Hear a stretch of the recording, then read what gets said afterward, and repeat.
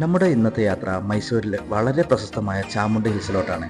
ഏകദേശം മൈസൂരിൽ നിന്നും 12 കിലോമീറ്റർ അകലെയായി സമുദ്രനിരപ്പിൽ നിന്ന് 3489 അടി ഉയരത്തിലാണ് ചാമുണ്ഡി ഹിൽസ്.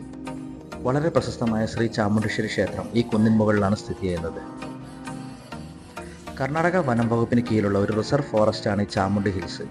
ശരിക്കും ഇതൊരു ഗ്രാനൈറ്റ് മലയാണ്. ബ്രൗൺ നിറത്തിലുള്ള ഇത്തരം ഗ്രാനൈറ്റ് പാറകൾ യാത്രയിൽ ഉടനീളം നമുക്ക് കാണാൻ പറ്റും. യാത്രാവസാനം കുന്നിൻ മുകളിലെത്തുമ്പോൾ സഞ്ചാരികളെ സ്വാഗതം ചെയ്യുന്നത് മഹിഷാസുരൻ്റെ ഈ ഒരു പ്രതിമയാണ്. ഐതിഹ്യമനുസരിച്ച് അസുര ചക്രവർത്തിയായ മഹിഷാസുരനെ ദേവി ചാമുണ്ഡി യുദ്ധത്തിൽ നിഗ്രഹിച്ചു എന്ന് വിശ്വസിക്കപ്പെടുന്ന സ്ഥലമാണിത്.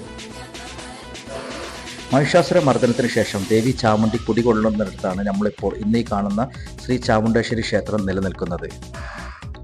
വളരെ പുരാതനമായ ഏകദേശം 1000 വർഷത്തിലധികം പഴക്കമുള്ള ഒരു ദേവി ക്ഷേത്രമാണിത്.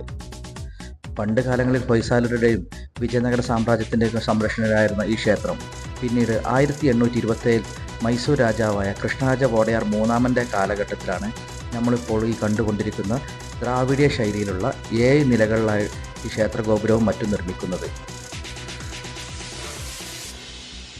ഇവിടുത്തെ പ്രധാന പ്രതിഷ്ഠയായ ദേവി ചാമുണ്ഡി തന്നെയാണ് മൈസൂർ രാജവംശമായ വോഡയാർ രാജവംശത്തിൻ്റെ കുലദേവതയും. കുന്നിന് മുകളിലെ ഈ ദേവീ സന്നിധിയിൽ ഇന്ന് ഭക്തജനങ്ങളെക്കാൾ ഏറെ വിനോദസഞ്ചാരികളാണ് എത്താറുള്ളത്. അതുകൊണ്ട് തന്നെ മൈസൂരിലെത്തുന്ന വിദേശ വിനോദസഞ്ചാരികൾ അടക്കം സന്ദർശിക്കുന്ന ഒരു പ്രധാന ടൂറിസ്റ്റ് ഡെസ്റ്റിനേഷൻ കൂടിയാണിത്.